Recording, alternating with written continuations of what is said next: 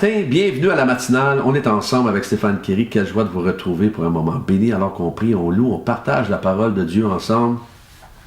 Et on est distancés à des kilomètres et des kilomètres des uns des autres. Et merci de votre fidélité à être là tous les matins. Dites-moi d'où vous êtes, le pays, la ville, et envoyez-moi vos sujets de prière sur les infos qui apparaissent maintenant au bas de l'écran.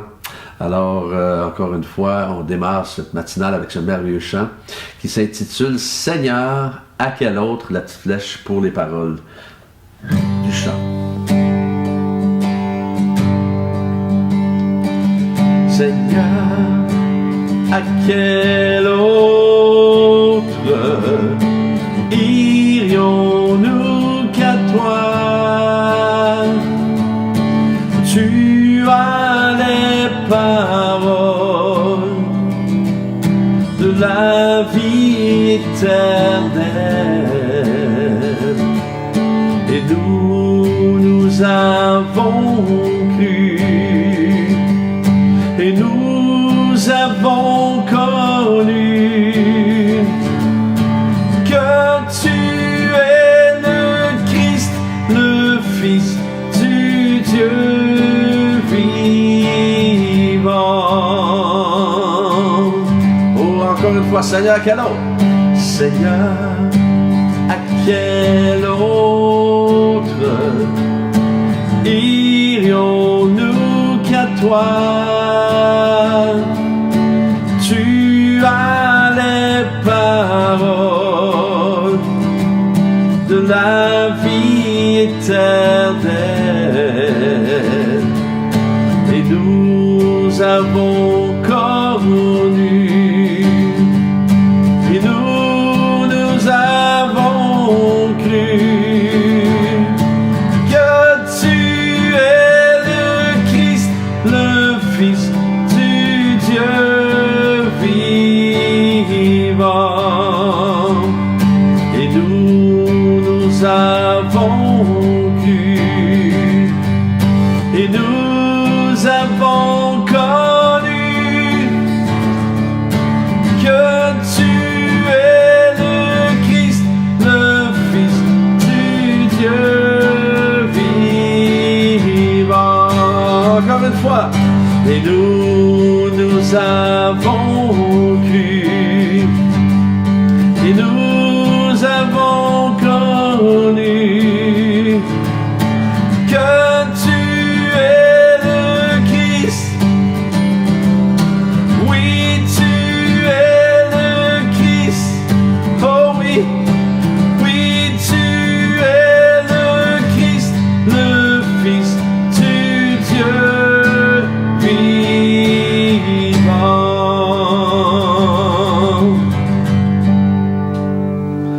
Oh yes, il est le Christ, le Fils du Dieu vivant. Ce matin, le thème « Un corps bien coordonné et uni ». Nous allons lire dans Éphésiens 4, 13 à 16. Éphésiens 4, 13 à 16, jusqu'à ce que nous parvenions tous à l'unité de la foi et de la connaissance du Fils de Dieu, à la maturité de l'adulte, à la mesure de la stature parfaite de Christ. Ainsi, nous ne serons plus des petits-enfants ballottés, emportés par tout vent de doctrine, par la ruse des hommes et leur habileté dans les manœuvres d'égarement. Mais en disant la vérité dans l'amour, nous grandirons à tout point de vue vers celui qui est la tête, Christ. C'est de lui que le corps tout entier, bien coordonné et solidement uni grâce aux articulations dont il est muni, tire sa croissance en fonction de l'activité qui convient à chacune de ses parties et s'édifie lui-même dans l'amour. L'Église égale nous... Nous sommes censés, nous sommes censés être de ceux qui encouragent, qui soutiennent ceux qui font partie de ce corps. L'Église est responsable de sa croissance et de sa prospérité continue. Alors évidemment, le corps est... le Seigneur est fidèle, il va toujours fournir les ressources et les capacités nécessaires. Et oui, le Seigneur va faire sa part, mais nous devons nous engager de notre côté dans l'édification et dans la croissance de l'Église. Et pour ce faire, nous devons être en mode croissance spirituelle continue. Pourquoi? Afin non seulement de voir des personnes se convertir, oui, on veut ça, c'est évidemment, mais d'être capable de former des disciples, de faire de ces personnes-là des disciples. Et lorsque je dis cela, je veux dire que c'est la responsabilité du chrétien, de vous et moi, de se former et non pas seulement se fier sur le message du pasteur du dimanche matin. Malheureusement, il y a trop souvent de chrétiens qui surfent sur le message du dimanche matin toute la semaine, seulement jusqu'à l'autre dimanche. Et durant toute la semaine, ne sont pas dans leur parole, ne sont pas dans des moments de prière. Et je ne sais pas vous, mais moi je mange physiquement le dimanche et aussi tous les jours de la semaine. Je ne prends pas juste un bon gros repas le dimanche pour vivre sur mes réserves le restant de la semaine. Alors, c'est la même chose pour la parole de Dieu. Alors, comprenons que c'est ce que l'ennemi de notre âme veut que nous fassions. Et croyez-moi, ce n'est pas parce que nous jeûnons la semaine. Et je crois qu'il ne faut pas faire un jeûne de la Bible. Il faut lire la Bible. Comprenons que le diable tente de s'infiltrer partout pour diluer le message de la parole de Dieu. Il le fait depuis toujours. Et notre société nous offre une multitude d'alternatives à la Bible. On tente de sortir toutes sortes de choses pour diluer le message. Et c'est pour cette raison que l'apôtre Paul parle de la ruse des hommes et des manœuvres d'égarement. Parce que oui, il y a des hommes qui sont des hommes rusés, qui vont opérer, qui vont faire ils vont créer des choses pour égarer justement ceux qui sont des serviteurs du Seigneur Jésus. Alors vous et moi devons rester unis pour partager la vérité de la parole de Dieu, de la Bible. Nous vivons dans une culture qui nie l'existence de Dieu et qui refuse d'accepter tout ce qui n'est pas en accord avec leur mode de vie à eux.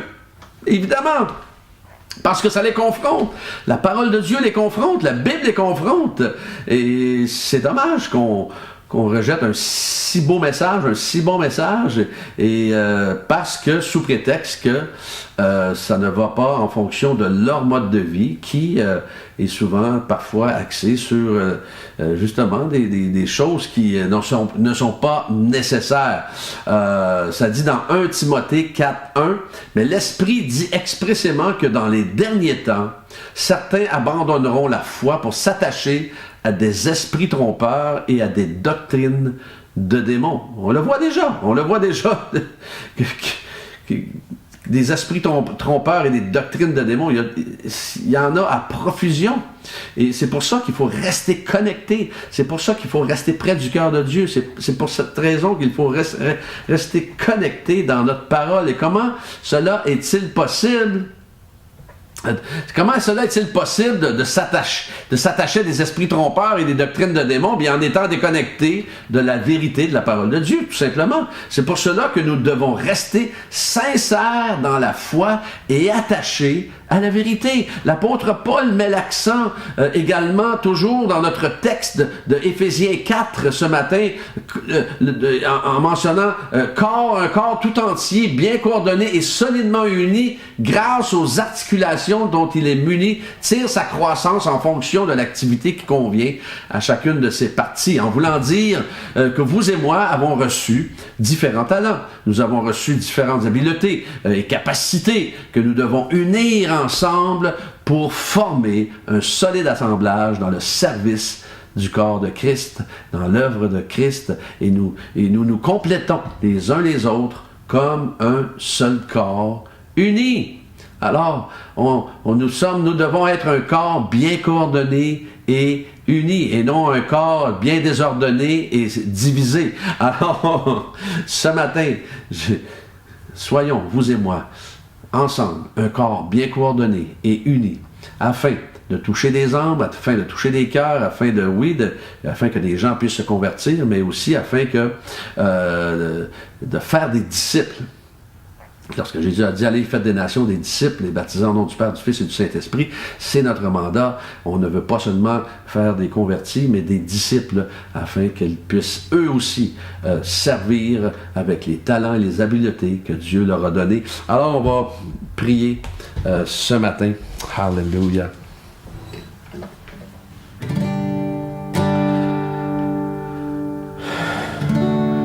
Merci Seigneur pour la Laetitia Noémie.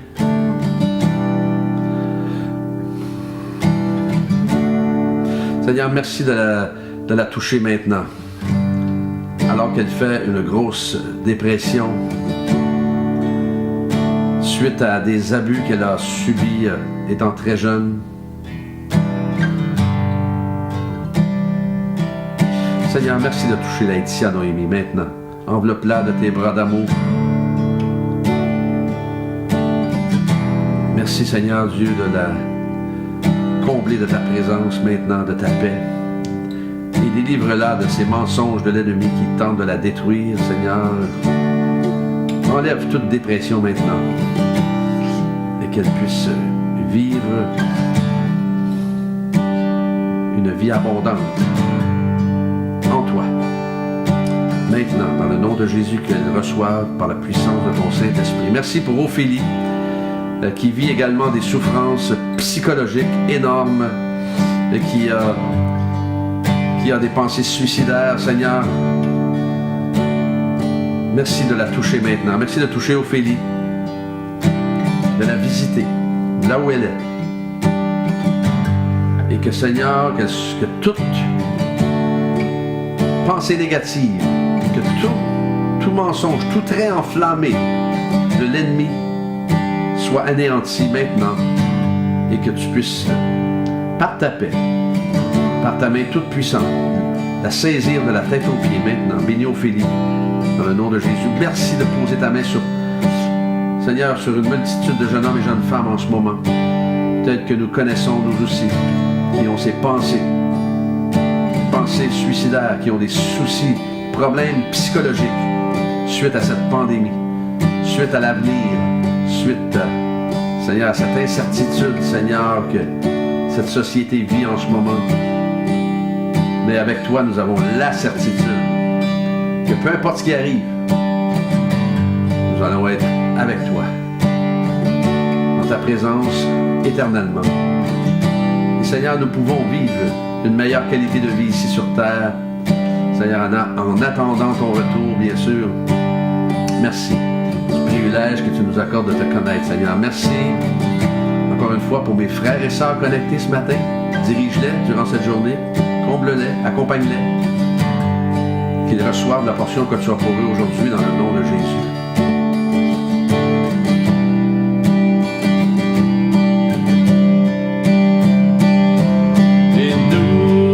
Nous avons cru et nous avons connu que tu es le Christ. Oui, tu es le Christ. Oui, tu es le Christ, le Fils du Dieu.